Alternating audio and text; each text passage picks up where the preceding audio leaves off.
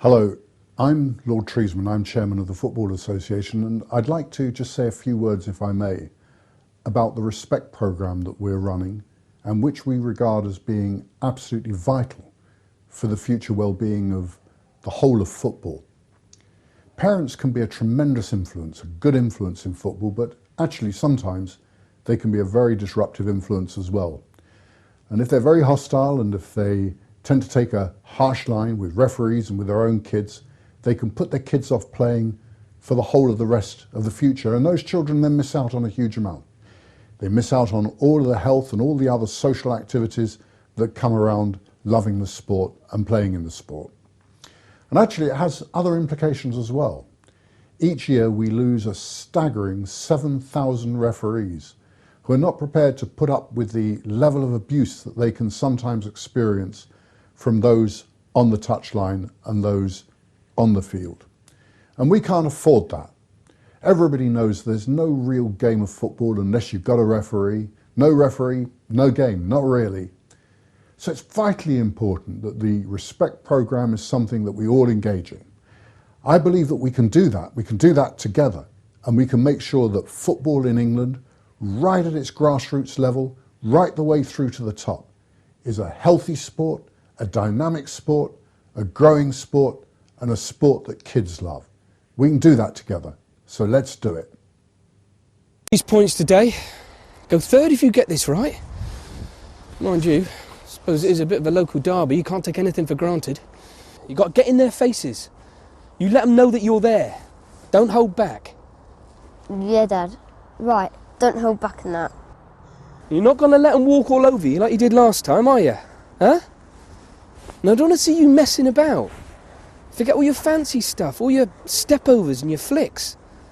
I want you to concentrate on just getting the ball forward.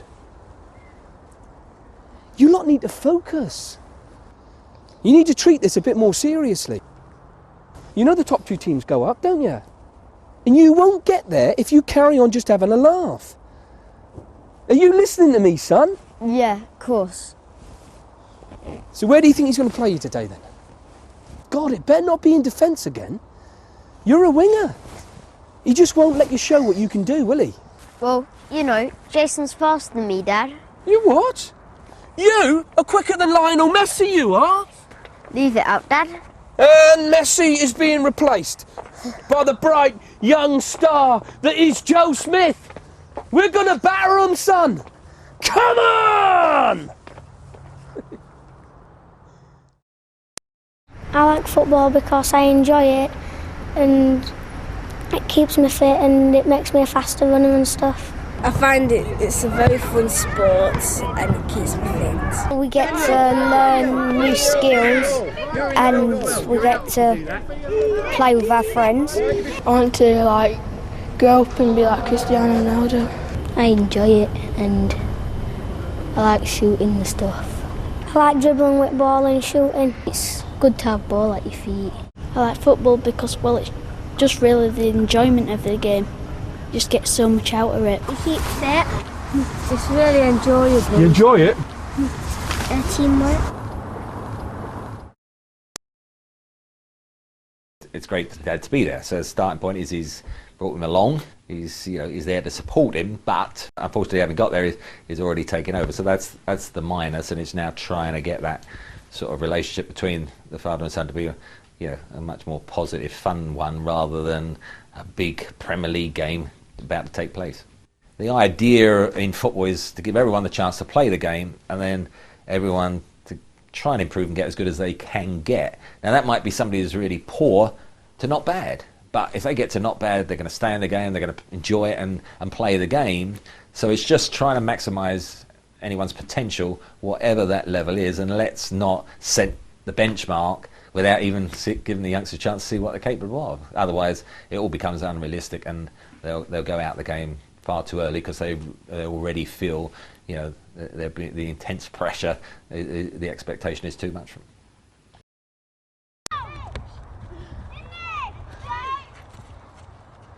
Push up! Come on, push up! Close him down! Close him down!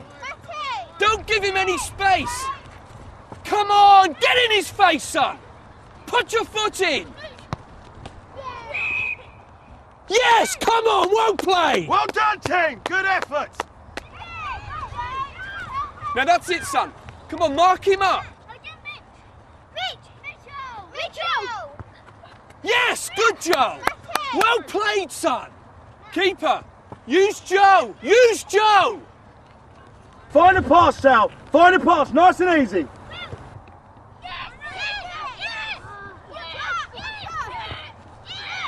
Yeah, so that's it, son. No, Joe, man on! It's a... Oh, fuck! Fuck!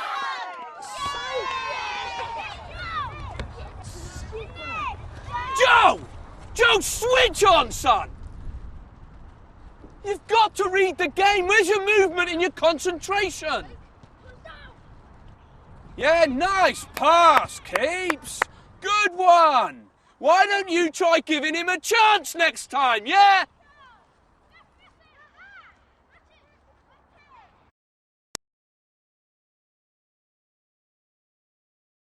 I was really crap today, right in front of my dad. I am pleased that he watches me play. It's just... at least he cares. Nathan's dad just stands there. He doesn't even cheer or nothing. At least my dad shouts. Everyone was looking at him today, and that's embarrassing. He's normally really nice. I know he used to play and he knows a lot about football, even as much as the coach, I think, so he always tries to help me. I think maybe he wishes I was better at football.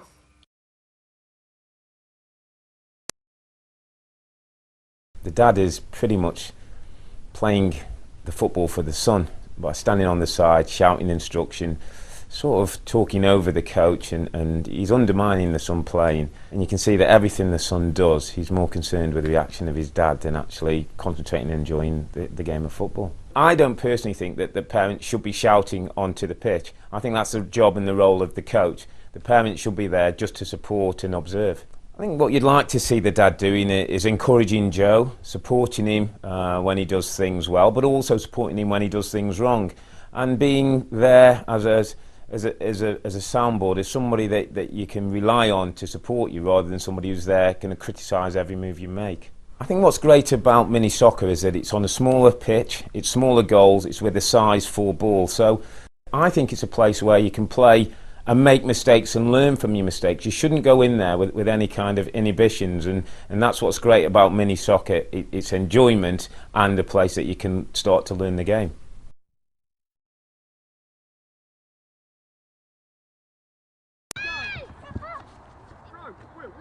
Our ball, that's our ball! Stay out wide. Come on, give him an option, son, give him an option.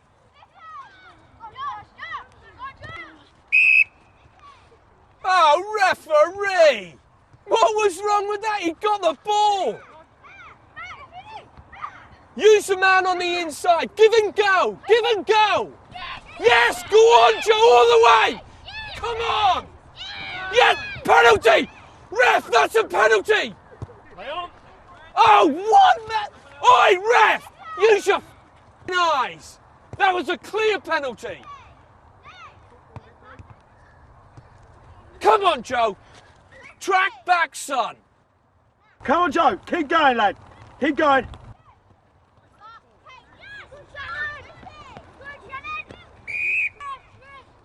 Oh, what is wrong with that? Oi, ref. Yeah, nice one. How much are they paying you? Don't worry about it, Joe. This bloke is giving us nothing.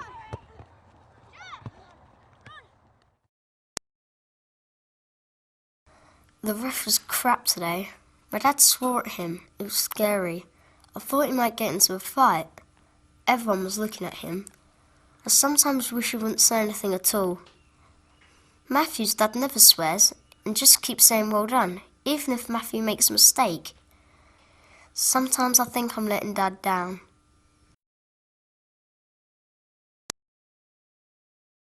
Well, there's no doubt that the pressure he's putting on does not improve the performance of the young lad. And I think it just rubs across not only his child as well, it's intimidating the rest of the team. And at that age, it's about enjoyment. The embarrassment of the young boy towards his parent or just be damning really, and eventually he'll say either I don't want to play football or Dad, don't come and watch me anymore. The impact that the father has directly challenging the referee, straight away the players on the pitch pick that up, and I think the message goes out then, if he can challenge the ref and belittle him, we can do it as well. Now straight away that undermines anything that the referee's trying to do. It's about coming along, supporting your children, encouraging them so they come away as well and say, Dad, Mum, you haven't embarrassed me today. Thank you very much for bringing me to the game. It's been brilliant.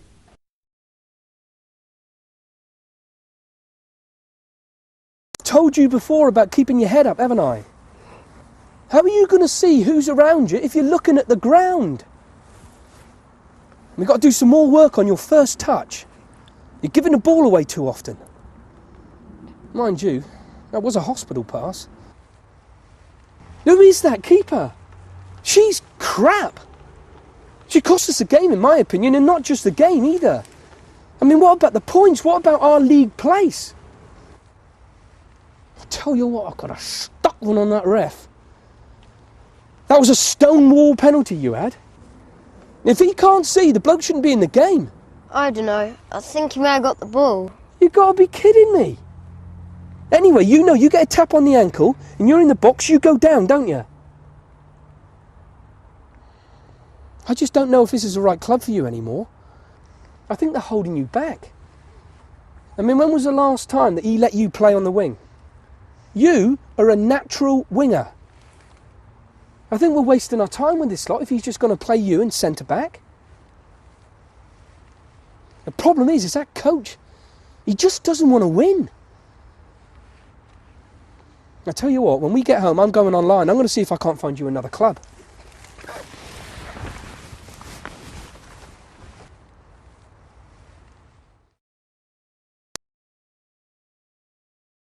When the game ended, I just wanted to go home. Dad was getting angry with the ref and coach. It was so embarrassing. Matthew and his dad were looking at us like we were weird. Dad is always on at me about my game and how I've got to improve, but I just like playing. I want it to be fun. I don't care where I play. And I don't want to change clubs. All my friends are here. I think Dad thinks I'm going to be better than I really am. I do like football, but not as much as him.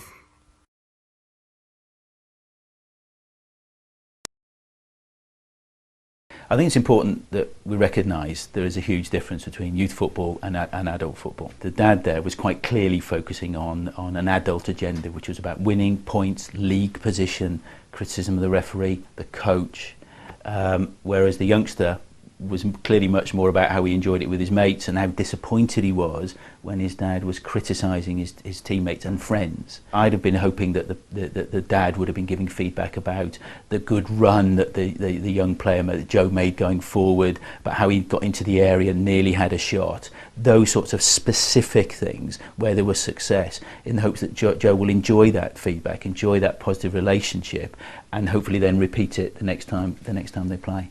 Best practice is about encouraging fun, enthusiasm and player development so that we prepare them with the best skills, the best technique, the best confidence, so when they go to older football and adult football they can take those with them and be successful. Choosing the right club for your children is a really important decision, and I would encourage parents, carers to have a look at a range of clubs and decide what is it that their youngster wants from football.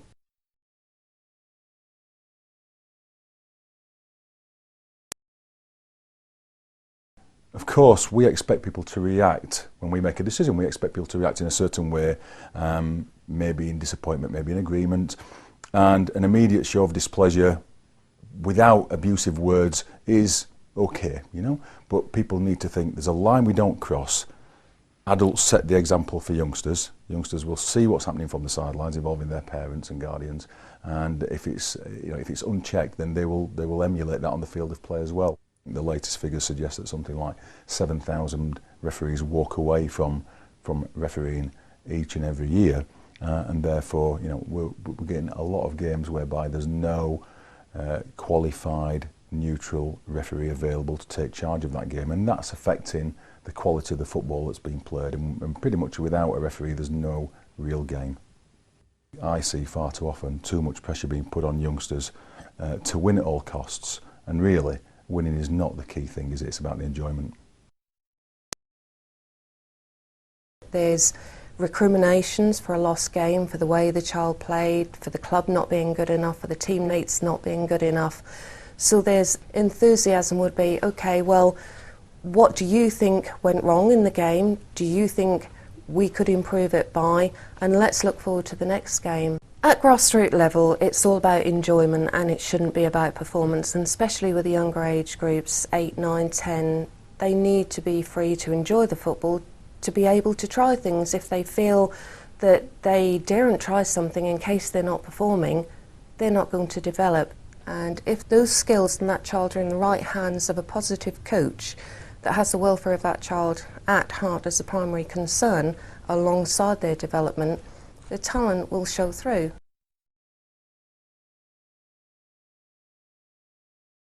Open your eyes! My old woman can referee this campaign! Listen to this muppet. Every week he does this, screaming and shouting at the ref. Ref! Ref! That's a yellow card, ref! Card him! Yellow card him, ref! Yellow card, mate! Come on, you want to learn the rules? How are these kids supposed to learn the game if you don't know the game?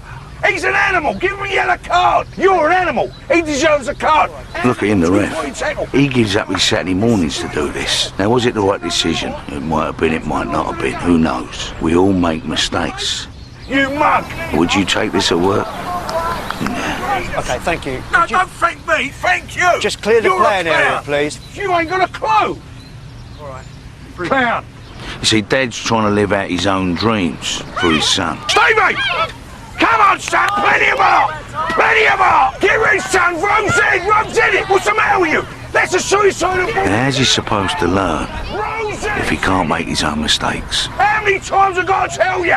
Blow it up, get after it! Come on, son. Not exactly setting a good example, is he?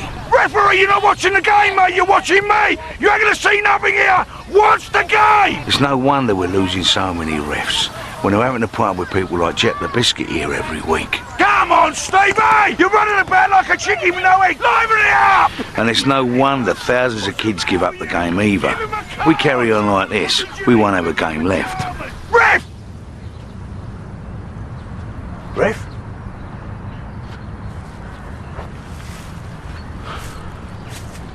Some of us need to take a long, hard look at ourselves.